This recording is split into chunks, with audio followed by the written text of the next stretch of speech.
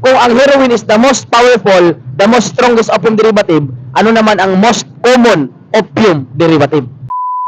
So ayun, nandito tayo ngayon sa ating random chronology quiz at syempre kasama pa din natin yung ating mga future criminologist at magtatanong tayo ng mga topics related sa criminology at may kunting prize silang makukuha but the essence of the video is at least nakatulong tayo sa ating mga followers as well as na-refresh yung mga knowledge nila. So okay ba tayo dyan mga tol?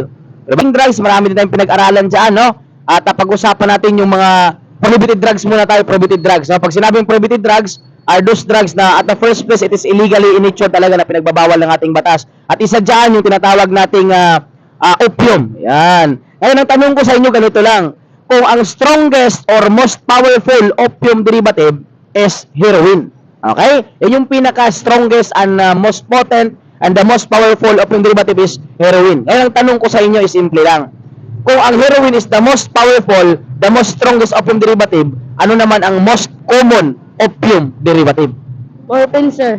Morphine, sir. Ay, that's also correct. So, tandaan lang natin ha, yung tatlong derivative from opium, meron tayo dyan heroin, morphine, tsaka codeine. Pero yung pinaka-strongest sa kanilang tatlo is the heroin, the most common naman is the morphine, at saka yung most weakest is codeine. For sa cough reliever lang kasi yan. So, dahil dyan, meron kayo 50,000. Yan, pagsaksa yan.